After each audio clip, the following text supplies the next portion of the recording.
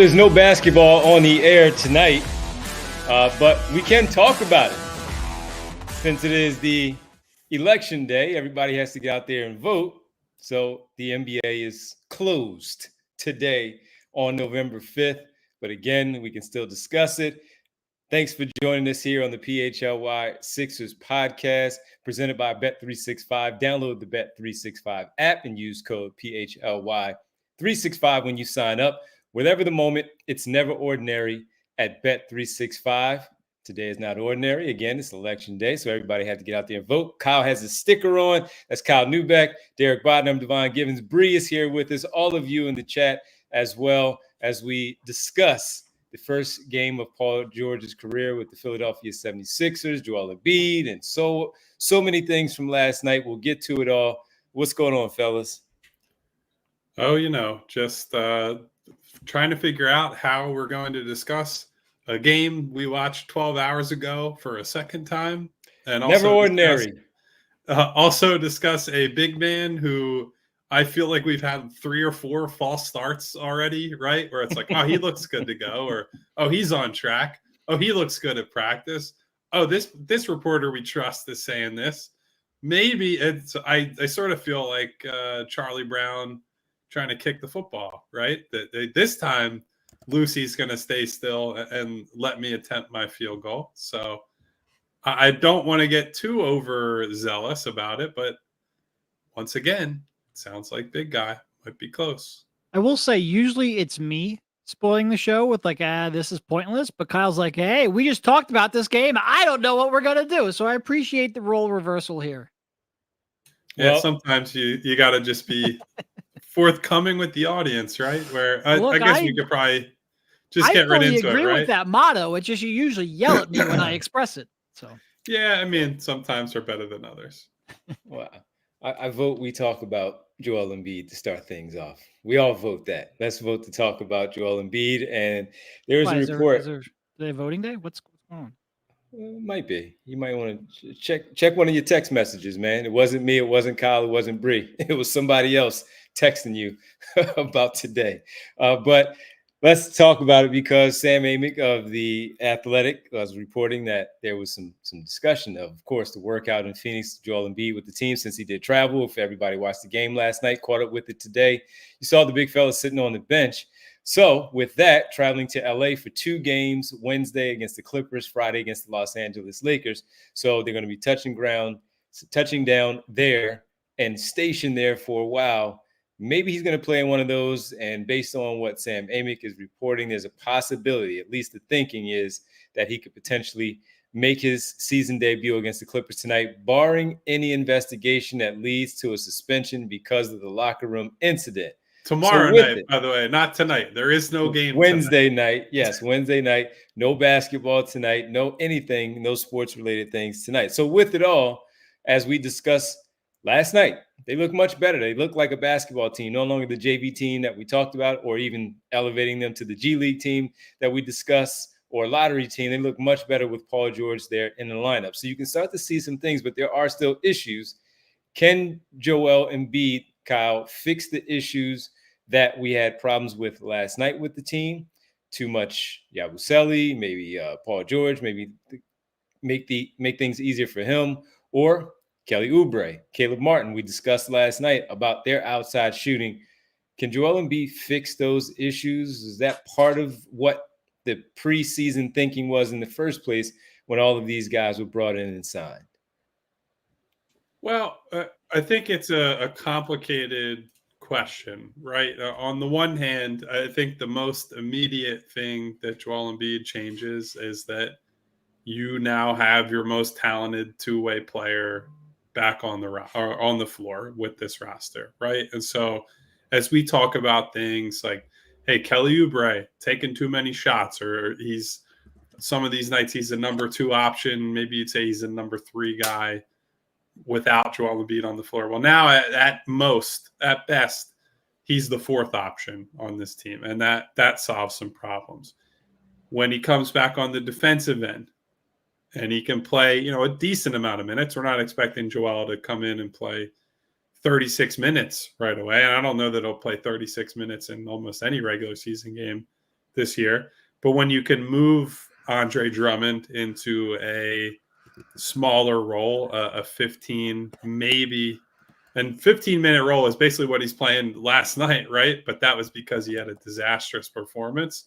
But I think more importantly, if Drummond plays 15 and Joel is playing a decent amount of minutes, you only have to rely on small ball with Yabu for a little bit, right? Instead of saying, hey, for the final 19 minutes of this game, we have to play without a big man on the floor and all the problems that come with that. If you run stuff the way they did at the end of last night's game, where they're running pick and rolls, pick and pops with Yabu as the screener, and the opposing team decides, hey, we're going to overplay Maxey or we're going to overplay George. It's like Yabu had a good game last night, but a little bit of a different proposition when you're overplaying and giving open shots to Joel Embiid as a result. So there will be a lot of things that naturally solve themselves. I do think there are outstanding concerns about several things. One would be the size, right? Like we talked about that a lot as it relates to rebounding and the trade-offs they've had to make to get shooting on the floor. There is still the Kyle Lowry, Eric Gordon bench minutes, and they played pretty well last night. I do think in a Joel Embiid world that they can make a positive impact, but there are downstream effects of that. You look at the wings, at Kelly Oubre and Caleb Martin. Both guys have shot poorly so far. And as Derek has a moment with his cat over there in the middle of the show. Hello to Derek's cat, whose name escapes me at the moment. But there are a lot of these things that we just don't know, right? Like, will Caleb Martin ever get into a shooting group this year? I don't know. I hope so, but we can't predict that right now. Will these guys settle into more of their off-ball cutting roles and play well off of Joel out of the double team? You would hope so, but that still remains to be seen. And I think one of the problems I'm struggling with right now is that now we're, 5 games in, 6 games in, and a lot of these problems are just guys are not playing well, and it has nothing to do with Joel Embiid, right? Like I think one of the most glaring examples, and we've already had some back and forth with commenters, is Andre Drummond just has not been good enough, right? Like the job that you signed him to do, he has not lived up to his end of the bargain. It's why you end up in a position like you did with Yabu last night against Phoenix. And so there are several examples of that around the roster. The worry I would have is that Joel will feel like he's got to come in and be the savior. And that's where you go from load management and protecting him and the lower workload to, oh boy, he's playing too many minutes. He's overexerting himself. And we get back into the same song and dance we've gone through over and over and over again with this guy. Yeah, one of the columns that I wrote leading into the season was, now with the additions they made, Paul George, to Andre Drummond, to Caleb Martin, hopefully they are not as reliant on Joel Embiid, and he feels like it is not going to kill them if he does load manage. And this was before they sort of came out and acknowledged that he's unlikely to play in back-to-backs, that they're going to be more aggressive, before there was any hint of a kind of swelling or setback or whatever happened to the knee that he wasn't ready to go in training camp. It was just here's a personnel. Hopefully because of that, there's more confidence. And I do believe part of Joel extending himself is that he didn't have the confidence they could win games without him. Well, so far that has not been great. The premise of that has not followed through. Now, in my defense, Paul George has only played in one of those games, and he certainly made them look like a more functional basketball team last night, at least for the first 45 minutes of that game. But there are certainly some glaring concerns that, yes, Joel Embiid will make almost all of them better. That's why he's an MVP caliber player. Like, I do think Andre Drummond, who has been pretty terrible for most of the start of the season, including defensively, which is really disappointing. When he's asked to play, like, I wonder a little bit, is part of the reason he's struggling so much to get back to his spots, because he's never been a great anticipatory defender. He's always, sort of relied on his size. Is he a step behind because he's a little bit tired, or because he's pacing himself, or because he's just extending himself more than he normally is used to? Will he be slightly better, a half step better, when he's playing 15 minutes per game instead of 30? Not that you could even get 30 minutes, from him last night, as Kyle pointed out, but theoretically, I think that makes some sense. But I also just worry what's Andre Drummond at this point? In his early 30s. He's not, there's a chance he lost a half step. And when you're not a great anticipatory defender and you lose a half step, there's some concern there. Kelly has been bad. Caleb Martin has been bad. Will Joel Embiid give them more space? Yes. Will he give them more open looks? Yes. But at the end of the day, all of these players individually have to execute. And so far, they have had way more opportunities than they have converted. Uh, Part of it, you hope, is just a slump. Part of it is that they're trying to do a little bit too much. But I do think some of the concerns that we had coming into the season, which included backup center, I thought that was only going to be a playoff concern, not a regular season innings eater concern. But that concern was still there.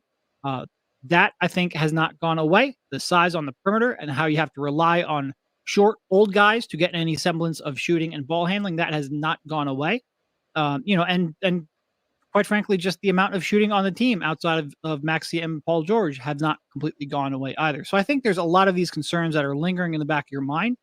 You do need to see more time with Paul George, and you specifically need to see more time with Embiid and Paul George. I think he will help almost all of them, but some of them I'm not convinced he will solve individually. Now, there was a point, I think it was Ash, that Joel Embiid is a walking 70% win team almost by himself. I agree with that. Usually when I'm talking about concerns, there's two things. First, it's when he misses those 20 games, can you tread water enough you can keep your playoff seedings? Then there's always looking forward to the playoffs. And when we talk about concerns, it's almost limited to that itself. Not like, will they start winning basketball games when Joe comes back? Of course, there's a 8-year history of seeing that. So that's where I want to go. Since you brought up Ash's numbers, I had them ready to tee up as well. The 75% that he talked about, plus the 80% last year that he had. Because while those players are missing their shots, we've discussed it on each and every one of these post-game shows and our regular shows about them. We've also talked about why they are valuable, and they're really valuable when Joel Embiid is on the floor. So since they have not had that, and when he does come back and he does play a more consistent run of games, since he has played 0 so far, again, these guys are going to fall right back into line of where they are supposed to be on this basketball team. So even when he does sit down and take a night off, he has already played with them. Some chemistry is there. But what it also does is it helps to regain your confidence in general. So where it is right now, where they're pressing and they're taking shots that they shouldn't be, and we're talking about Caleb Martin's form in the shooting, and you see the kick when he also shoots. When Kyle was talking about his form last night, there's also on the bottom part where his leg is kicking out, where you don't know what's going on. Now, he's not going to fix that, Derek, like you pointed out. But what he may do is, once he is back and he is garnering so much attention on the floor and those double teams are there and the ball swings and he starts to get the easy buckets, we always talk about how you see the ball go through the net, you feel a lot better about what you're doing and more confident in what your shot is, and that's going to go through, whether it's putting the ball on the floor or taking that jump shot. So while he cannot individually hold their hand to do so, he is kind of holding their hand and guiding them in the sense of the attention that he's going to draw, making their lives so much easier where they're not pressing. Because right now, what they've already done is, with the poor shooting, they've lost those games. With that, again, they go on a 2-game losing streak, or they lose 3 of their 4. Right now, they're sitting at a 1-4 record, 1-5 record in the first 6 games. They're pressing and trying to do things that they should not be doing because of the mere fact that they have to pick up the point production overall without him being on the floor. And as we saw last night, things are a lot better. Had Paul George not gone 4 for 14, they probably win that game. Not even looking at that last shot. If he had made a few more shots or made a free throw and Tyrese Maxey made a free throw late, they probably win that game. And that doesn't mean that that's going to carry right over to the Clippers, but you pick up a win here, you pick up a win there, you start to feel a lot better about yourself. You're not pressing because somebody else is there to pick up the slack and do some other things that you were trying to do that you shouldn't have been doing, but are relegated to do so, like we saw with the team last year when the Embiid went down for those 30-plus games. Things start to change a little bit. So that's where I will lean more towards when he does come back, the same way we felt about it when they signed these players and talked about how good they could be. We have yet to see them with him on the floor. And even though they have some games underneath their belt, they don't have it with him. And that's ultimately what we really decide how good they are for this basketball team, picking up the wins when he's out there. Yeah, and look, I think with Caleb and Kelly, those are two different problems, I think, right now, where with Kelly, it's, as is normally the case, the discretion part, right? Where he's getting open looks and missing those, and that's okay, right? Like if Kelly is missing open threes, he needs to hit them at some point, but I'm not ever gonna really like get on a guy for taking open shots and you go through a cold spell, you're not a high level shooter, whatever. I will get on someone like Kelly for jacking up shots with 18 seconds on the shot clock, where a defender is right up in your face, gets a good contest off, they're crowding you and not playing, sound functional offense, especially when he's one of the very few guys on this team who does not have the excuse of, hey, this is a new system. I don't know what the expectations are. I haven't played with Tyrese Maxey before. I don't know how to play off of him. Though that kind of stuff goes out the window. Caleb, the mechanics have got to get better. A lot of stuff's got to get better for him. Like I think, honestly, for him, for me at least, the bigger disappointment has been, I think he's been more undisciplined defensively than I was expecting. There have been some moments where he's a little too wild on closeouts, where he's not on time with the help rotations. And when things are clicking for him, I think you've seen there have been stretches where it's like, okay, that's the guy I think they thought they were signing, right? We saw it a little bit in the preseason. We've seen it in bursts during the regular season so far, but not on a consistent level. I think the hope would be that Joel gets behind him on defense, and you don't notice the mistakes as much because Joel will be back there and he'll clean it up, where Drummond simply has not done that. Yabu, despite having a better night last night as a rim protector, is really not capable of being a consistently helpful defender on the back end. Shouldn't be expected to, right? Like I think long term we want him to be more of a true forward the way he's been all throughout his career. So you can see bits and pieces that are like, yeah, with Joel there, this will look better. But a lot of these guys need to clean things up, have been, they have not straddled the line of aggression, right? Like I think they've skewed toward undisciplined at times.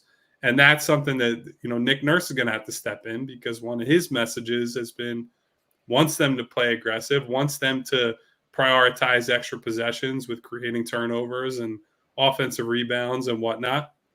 And we've already had a couple of games this year where he's had to come out after the game and be like, we just weren't disciplined enough. It was, the transition defense in the Detroit game. Great example. He came out after the game and said, we were pursuing rebounds. We just didn't have a chance to get.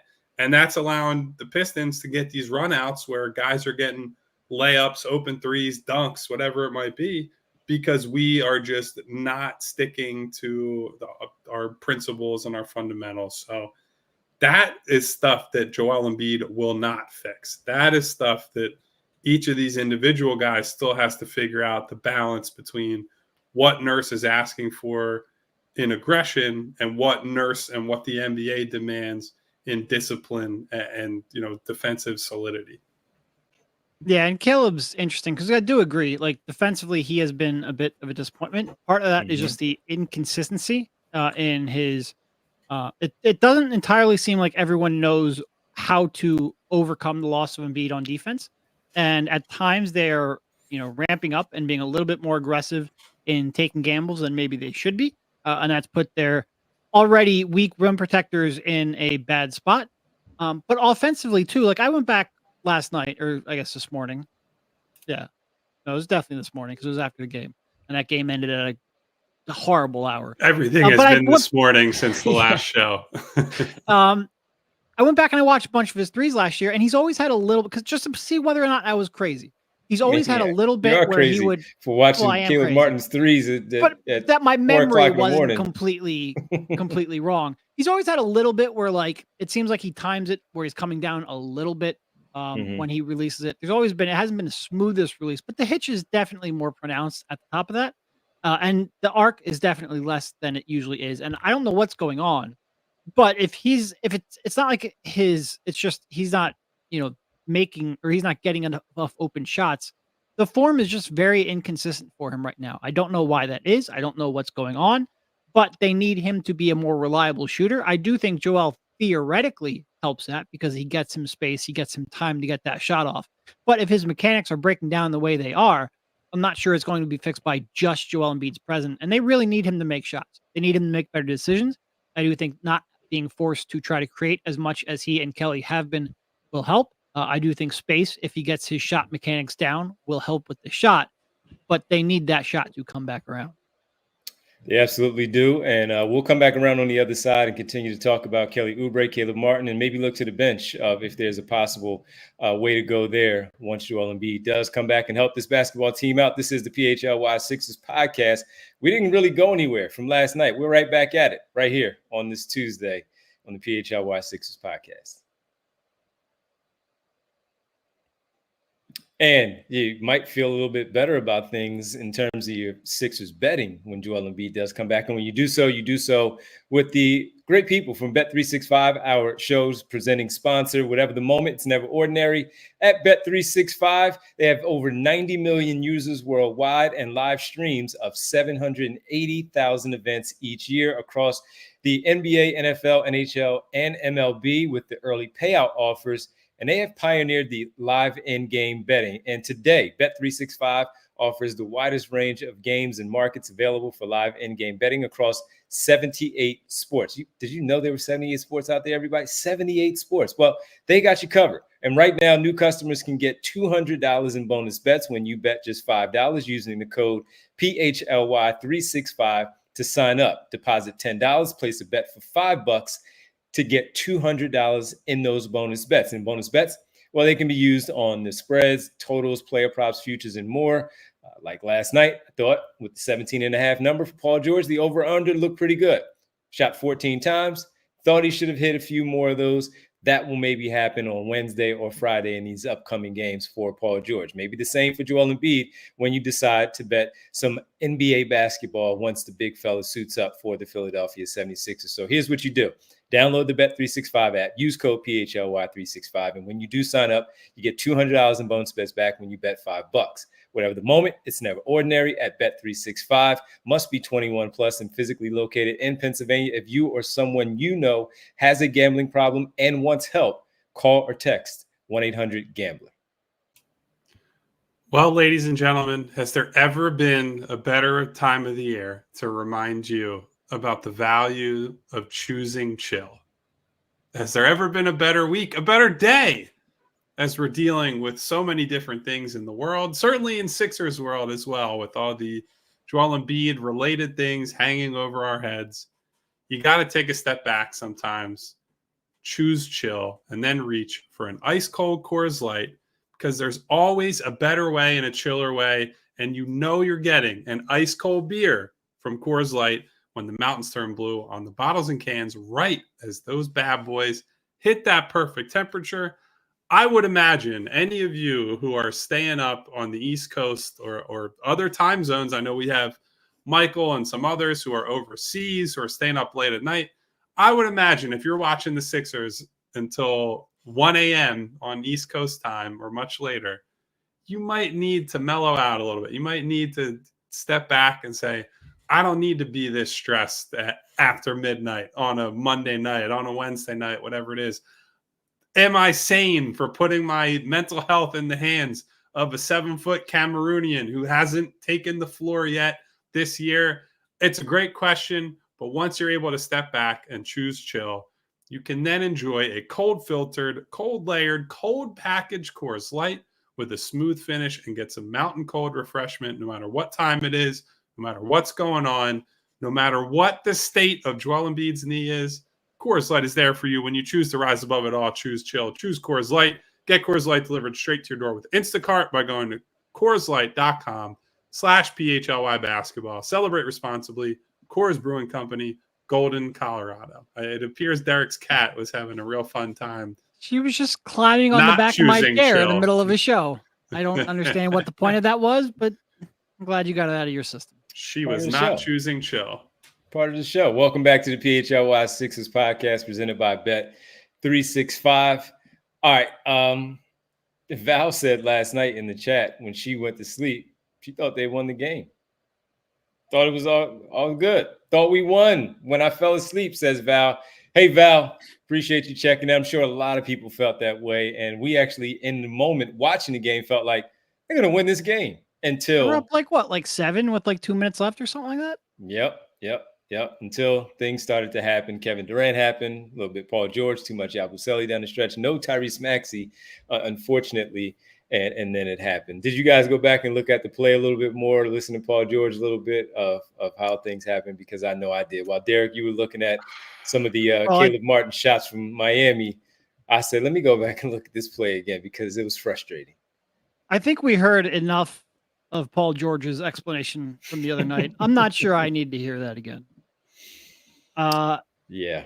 Yeah. It wasn't no, look, good. I mean, the offense, and it's not just the last play, although I disagree with the last play fundamentally as well. Tyrese Maxey just needed the ball more. It's weird. I don't want to say like the ball didn't find him because that kind of has a bad connotation to it, but I would have liked to have seen him a little more aggressive. I would have liked to have seen them be a little more aggressive in making sure that he was being put in spots and getting the ball in spots where he could go to work. I just felt like he was either he was a little too passive or the team was a little not assertive enough in getting him the ball and asking him to cook. But it was, the last 3 minutes were just very frustrating. I have not gotten any less annoyed / mad at the fact that one of their max contract stars forgot the score in the final 20 seconds of the game. I would say, and we had some debate on the show last night about the culpability of the coaching staff for not passing that message along to anyone, which I disagreed with. I think the more I thought about it this morning, where I would draw the line with the coaching staff is I believe they scored a single point in the final 3 minutes and 40 seconds of that game. I think given that, you basically have to call a timeout there. And I'm generally in support of balls in the hands of one of your best players, star player, guy you trust at the end of a game. Let it rock without a timeout. I can get that. I understand that. I think on an average night for even that player, I would say go right ahead, or, in a normal end of game scenario, go right ahead and say, we have a matchup that we like. I think given the amount of time they have, right? Like this wasn't hey, it's 8 seconds and you got to rush to push. Paul George got to walk the ball up and walk the game down there. That's plenty of time to call a timeout. You get into an action. And then if the action doesn't produce anything, great. Then you can give it to Paul George or Tyrese Maxey and say, this is why you get paid $50 million or whatever. And if you need to resort to a long two or whatever it might be, a pull-up jumper that's contested, that's fine in that context. I just think with the struggles they had for such an extended period to end the game, I think the coaching staff's got to step in there and say, no, we're bringing this over. We're drawing something up and we're going to get organized, because what we've done with our end of game process has not been good enough. And so that's where I think I come down after thinking about it some more today. Yeah, especially with it being 22 seconds left on the clock. And once he got across half court and he started dribbling and doing what he was doing, going between his legs, there was still about a good 13 seconds left where they could have called that timeout and draw something up. Yeah. I was actually talking to Vince about this quite a bit today, and I'm convinced that Vince is mostly involved with this company because he wants to be able to call us up at random times and rant about sports. I don't even think that is entirely unfair, but generally speaking, I am supportive of not calling a timeout, not giving the opponent a chance to get their best defenders, and not giving the opponent a chance, to sit down and talk about it and get set and get the matchups they want and all that. I think generally speaking, that is a fine strategy, and I understand why coaches who, err that way do so. I do think, to Kyle's point, last night was a situation where you do call a timeout because they weren't running good offense for quite a long time, because they weren't really attacking the matchups they needed to attack, because they looked disorganized, and because, quite frankly, maybe the guy who hasn't played basketball in quite a long time needed to know the score of the game. I don't think that's a thing that coaches should be tasked with, or at least I don't think you should be relied upon for the players to actually know the score of the game, but it actually might have helped. But for the most part, it's just, I would have liked them to sit down, diagram something out. They weren't getting good offense. They weren't really having a ton of ball movement. So at that point, step in. But it's also real easy to sit there and, second guess it after the fact. Like he did end up, even though it would have been a real good shot if he was A couple actually of only games down in, one. or a And couple in of a games rhythm, in yes. where he had his legs Yeah. underneath him a little bit better, not just game number one, but it was also the other recognition of not just the fact of score, but situation that put the ball back in the guy's hands who was hot. There was no one out there really. I mean, look, he had a matchup. I have no problem, again, like we said last night, with Grayson Allen defending him and George deciding, I'm going right at this dude. He can't defend me. I don't care how many games I've missed. He cannot defend me. Well, do something. Don't do that where you do a step back jumper, which he has made plenty of times, but that wasn't what you were hitting yesterday. You were getting to the basket, making your shots at the rim, and a few times getting to the free throw line. Then you do that. But then, we can get to the other part of not knowing score. But with Tyrese Maxey having that hot hand, you can't be waving him off and having him run into the corner and not being part of the play. And watching that over again, that part is what frustrated me a little bit more at going back and watching it, because that was a tough one. And the other part, when we talked about him not knowing score and saying it publicly, and last night I said, keep it to yourself. Kind of keep it to yourself, but I do appreciate him saying it and owning it early, where there was no blame on anybody else but him. Now, get that out of the way, come back and fix the problem where that doesn't happen again. And we'll see how that goes. But we got a little bit of news for the Nuggets with Shams saying the injury blow to Aaron Gordon. He will miss multiple weeks due to a right calf strain. Oh, that is a pretty Aaron big deal. Gordon. Yeah. Big deal. Big They deal. do not have the kind of depth to withstand that. That is a big deal. Yeah. So Starting power forward, Russell Westbrook. yes. I mean, he rebounds like a power forward, shoots like a power forward too, but yeah, traditional power forward. Yeah. Not a modern day. Fair point. That's listen. I know it doesn't really immediately impact the Sixers, right? Because they have to worry about their own issues at the moment. But I guess, what do you like in your head? What do you do there? You slide Porter up a spot? Is that even like? So Brown starts at the other guard position with Murray, right? So yeah. Porter, or does Najee get the nod? Does Watson get the nod? He's barely even playing as it is. I know. So just as far as size, is it Watson? I don't know. That's it. I mean, because look, the best part about Gordon is that he is so versatile, right? Like he can defend a number of different positions. He's a great rebounder. Shooting, he's up and down, but he's a great off-ball player in that he's a timely cutter, great athlete, all that stuff. It's very hard to find a replacement for him, even if you had elite depth. And the Nuggets, their biggest struggle this year has been getting playable guys on the floor who are not part of their starting five. So that is maybe they say they banished Dario, and I don't think he's a forward anymore. No. Maybe they could give him some token starting minutes just to, get like 5-10 minutes before they switch that up. But no, and he hasn't even played in their last 2 games. Nope.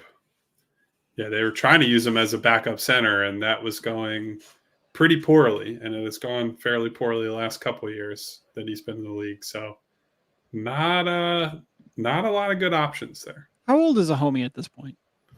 That's a good question. 30. I could pull it up. How do you right around 30?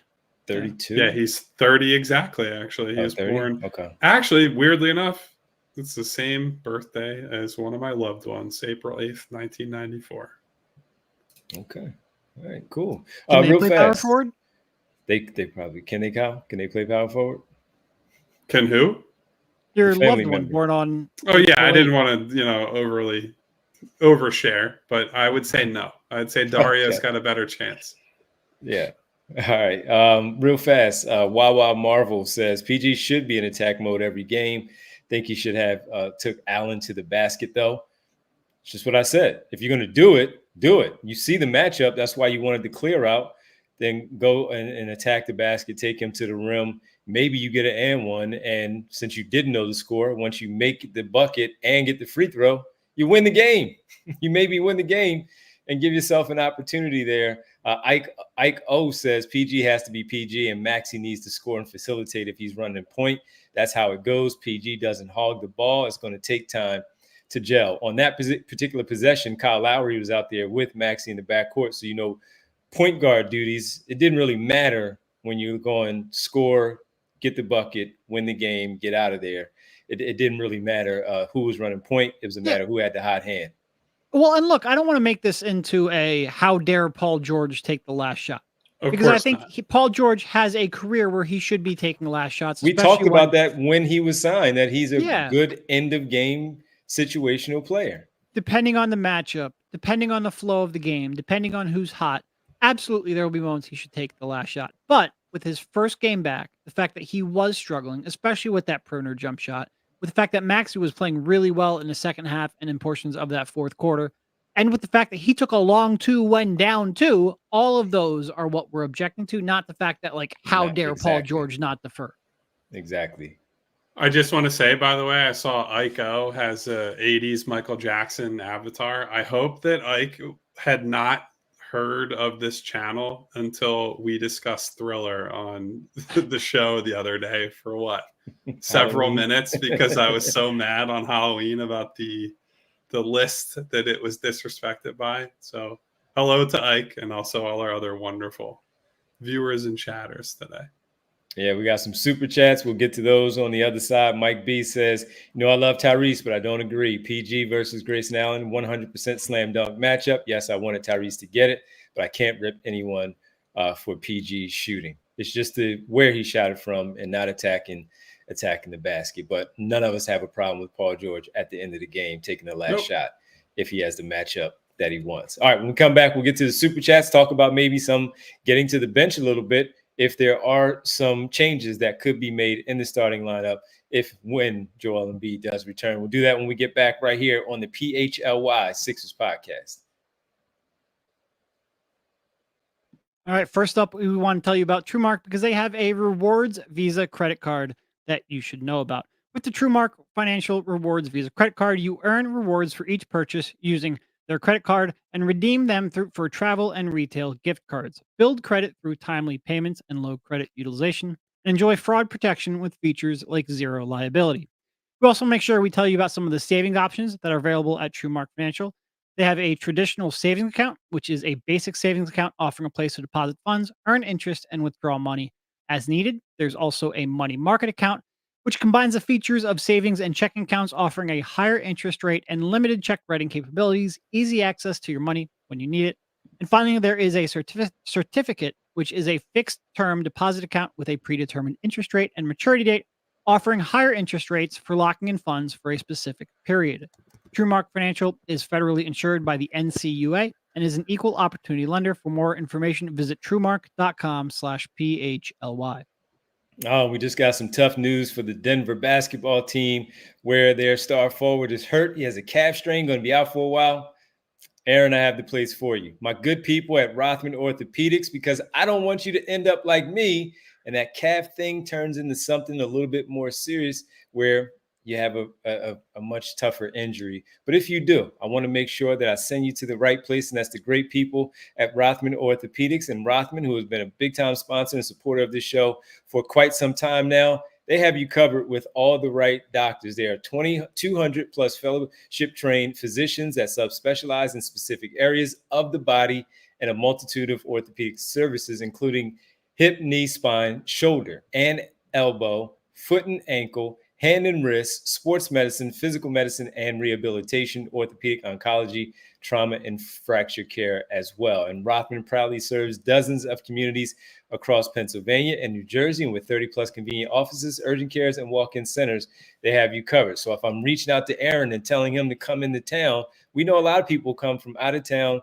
across the sports world to have procedures done in this area. And if Aaron doesn't feel comfortable, he wants a second opinion, Rothman Orthopedics, I can vouch for them, Aaron Gordon. No worries there. For more than 50 years, Rothman has participated in thousands of groundbreaking research and clinical trials with the goal of advancing knowledge, developing treatments, and improving outcomes for the benefit of their patient, like getting professional players or players at any level back on the field of play. So Rothman Orthopedics, they specialize in orthopedics, and you visit rothmanortho.com/PHLY to learn more and make an appointment today. Welcome back to the PHLY Sixers show presented by Bet365. All right, fellas, let's get to a couple of these super chats, and then we'll dive into maybe some lineup discussions. In general, Ernest Peterson with us here. Perhaps an overreaction, but start Yabu with Joel Embiid. My luck, he never hits a shot again with the laughing emoji, laughing, crying emoji at that. Yabu, is he a candidate? I mean, he's a candidate. I don't know that he's an especially likely one right now. And I certainly don't want to use his greatest ever game as a shooter to be like, well, that's it. It's settled.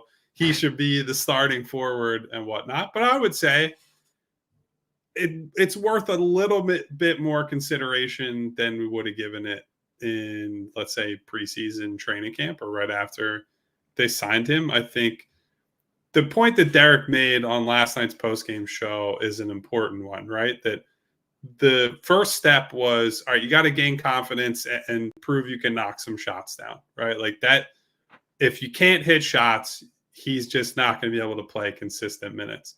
Now the trick is going to be speeding up that release. And so it's not where it is right now, where teams feel like they can sit back a bit.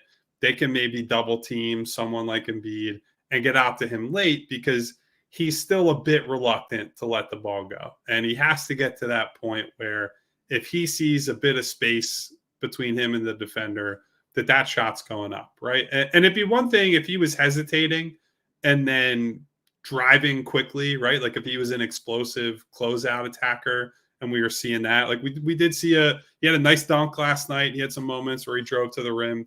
But by and large, when he's hesitated, it has not been to drive. It's been, do I really want to shoot it? And then he passes the ball to somebody else. They have to reset the offense, and you have to work again for another look. So that would be my biggest point of concern in potentially starting Yabu. Now, there certainly is upside, right? I think we've seen he's a good passer. We've seen he's a good screen setter. We've seen that he's someone who will mix it up on the offensive glass. He offers some size.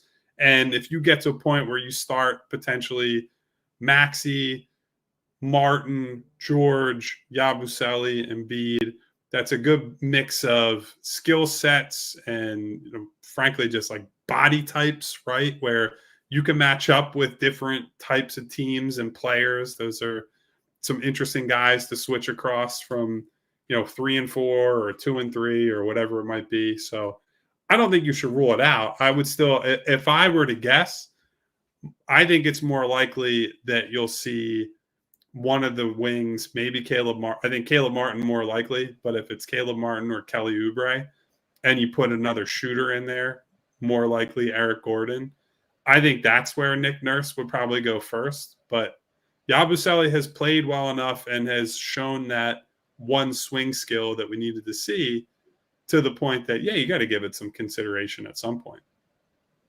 Yeah, I think I would that would not be a Joel's back, let's make that change right away kind of thing. In part because you just know that Joel and Kelly have at least a little bit of chemistry. And if there is someone who I think would go to the bench, it would be Kelly, because theoretically, at least when he rediscovers a shot, Caleb has a more reliable, more proven NBA perimeter jumper than Kelly does. He has shown a willingness and an ability to play within a role more than Kelly has. But if you are going to send somebody to the bench, I think you want Yabu to have proven himself both more as an NBA three-point shooter, but also just as a true legitimate floor spacer next to Embiid. Because I do think Embiid requires I don't want to say unique skill set, but specific skill sets to play alongside of him. One of it is that you just want as much gravity as possible. And like I mentioned, I thought Yabu hesitated a lot. And when players hesitate on that shot, even if they make it, teams will help off them, because it's not just can they make a shot, but do you have time to recover back from it? Yabu already has a slow release, but if you're going to hesitate, that just slows it down even more. Again, it's great that he's making them. I just hope that means that leads to more confidence to take them quickly and decisively in the future. But I also just want to see more of all right, when Yabu is playing next to Embiid, how much do teams help off of him? How much does that defender sit in Embiid's lap? I would rather experiment with that against bench lineups when it's a little bit more forgiving than against the other team's starting lineup. I just don't think there's a rush to insert Yabu into the starting lineup. Get more data on the shot, get more data on Yabu's pairing with Embiid, and then go from there. I'd hold off on that for a little bit until Embiid comes back and plays a few games, because I still want to see the three wings with Maxey and Joel Embiid on the floor to start the game. And you guys have said so much, I don't really have to add much to that. But I just want to see those three to start the game with them. And then again, as we said, even with those three, or those two specifically, starting with the big three, there will be some changes depending on the matchups of who they're going against. And we will get a chance to see that. And that's included with Yabu Sally. And for him, because there are so many new pieces, and they have Nick Nurse and the coaching staff will have had practice where they get a chance to see it way before we do. So while I'll sit here and say, I want to see it first, well, they saw it. So if he makes the decision to start him, then okay, cool. He saw it. He knows what it looks like. Then we react to it once they're out on the floor and we get a chance to see what it does in fact look like. But until then, I would like to just see what we thought we were getting with those two other players in Oubre and Martin, starting with those other three All-Stars, and see how that plays out. And that'll just continue to add with the depth overall, with Yabusele still coming off the bench, with the two guards, Andre Drummond as well, as they play things out. One other quick thing on Yabusele with Embiid. If we try to envision, where he's going to be on the floor in those lineups potentially, and where maybe a wing has been in the past, you would assume he'd be the guy in the weak side corner who also is going to sneak in along the baseline from the dunker spot for some of those Joel Embiid passes out of doubles around the elbow. One thing I think I've seen already in these first 6 games, and certainly was true previously as well, is I'm certainly not as confident as I am with like Kelly Oubre, for example, that he's going to get that type of pass and it's just a quick, he can go up and dunk it before the defense can get there. There is because of his size, there is more of a load up period where you give the defender a little bit more time to get back in the picture, contest you at the rim, and even maybe turn you over at times. So that's one where it's like, that's a little bit more of a granular detail in the grand scheme of things. And if he hits the threes from that weak side corner, that's more important. But if you need that guy to be weaponized as a cutter at times, I do wonder a little bit about, if off of 2 feet in that just like static, have to rise up situation, if he's going to be able to finish consistently enough to hang there. But again, I do think all the positives we've seen, you at least get some positive info that we can use to say, yeah, maybe he can play there with Joel, and I want to see it at some point for sure. Yeah, and look, Absolutely. Like I said, there's no rush. And if we get to the point in the season where that is a viable outcome, then Yabu has translated much better than we expected. Money Mar, to stay on Yabusele here, says, is it me or does it look like Yabu has put on a lot of weight since last week? LOL. He's a big fella, man.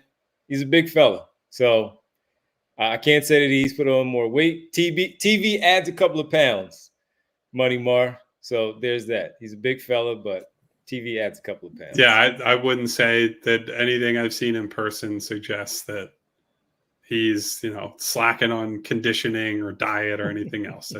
I think the most telling thing is that he played 19 straight minutes or whatever it was to close that game last night. And while he missed some shots, I didn't think there was like a noticeable, oh boy, he can't move out there type of deal. I think that's a much better indicator than whatever you think you're seeing. And then he can set a mean screen, boy. They try to get around that guy. That's not easy.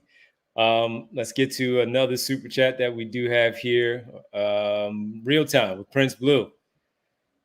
Pete Bell would have this team at 7-1. Just saying. Pete Bell would have had them play extra 5-1. Come on, Nick Nolte Bodner over there. You got to get on it. Now, you can call me Nick Nolte, but don't tell me that I can't add the number of games they played. Come on now. I can 5-1. 5-1. That's right. They'd be 5-1 right now with that one. Yeah, but hey, man, look, they have their issues and they have some things that they need to clean up, and we'll see if the big fella can, in fact, clean up a lot of the mess in general. But if and when, well, we know when. I mean, if it's no if, he's going to come back at some point. But when Joel Embiid does take the floor, he should make a difference. That's what superstars do. That's what they do for their teams. Teams are built around the superstars, and we have yet to see this complete team all together with Joel Embiid on the floor. So that's when we'll have an opportunity to really gauge and evaluate how this team actually looks to see where they will end up overall, and if Pete Bell needs to go in there and make some changes in general. Go get Neon, and we'll be really cooking around here, right? Now, Neon might have put on some LBs over the years, so I'm not sure if that's going to work quite as well as it did back in 1990 or whatever it was. Hey, but he had a run there where he was lean and mean, maybe. Neon was kicking some butt. Nah, he really was. And one of the things that you mentioned, Kyle, briefly when you were breaking down what Kyle Lowry was doing, he's shooting over 60% on his three-point attempts, man. And it's outrageous. Now, that's not sustainable. We all know that. And we didn't get a chance last night. It was really late, and we got into the gist of everything last night. But in the final couple of minutes that we had here, I did want to bring that up because, as you talked about, maybe you insert Eric Gordon or Yabu, and Kyle Lowry comes into play. He started a few games already, but he's hitting his open, and they're not all open either. They're contested, and they're really contested, and he is knocking these shots down at a very high clip. Yeah, look, I think we all know, right, that Kyle Lowry is not going to shoot 60. No, that's what I said. It's not sustainable, but he's knocking them down now. It is kind of the frustration of having him on the roster, right? Is you can see why he's trusted by Nick Nurse, right? Like, I think the relocation instincts, the hit ahead passes, when he's able to get there physically, like the way he reads the game defensively to take a charge and, get in the proper positions. The mind is there. Like the basketball intelligence is there. The problem is he's 38 years old and he's small. And so when they go to some of these lineups, it's not necessarily his fault, but like when you put Kyle Lowry, Maxey, and Eric Gordon all on the floor at the same time, you could put Dennis Rodman and Andre Drummond in there at the same time, and I'm still not sure you're going to rebound the basketball at a high enough rate. I'm still not sure you're going to be able to defend at an adequate level when you think of all the 6'7", 6'8" type wings that the league is built around today. That feels like those guys just grow on trees anymore. So I think he certainly has earned the role that he's had, right? He's playing about 23 minutes a game right now. Frankly, when you shoot 60+% from three, there's no role that's too big for you because that's just an outrageous number. I just think he's a symptom of a larger problem where they can't have their cake and eat it too. And I do think it is one way that Joel's return will help, because when Lowry's on the floor with Joel and maybe PG, or Joel, Kelly Oubre, and Caleb Martin all at the same time, like, you're able to hide the size concerns or issues a little bit, and all the intelligence, all the shooting touch, all those things, those can shine through. And you don't even have to worry about him creating that much because you're going to dump the ball into Joel and play through him anyway. It's just right now where it's either, okay, you're playing around Drummond as the starter where he struggled, or you're going to Yabu at the 5 where he's just not a traditional center, rim protector, rebounder, and you have to give up a lot to play him there. It's exacerbating any kind of concerns you'd have for people like him, Jared McCain, Eric Gordon. And so that is one way that Joel helps a lot, that he's going to be a safety blanket defensively for a lot of these guys.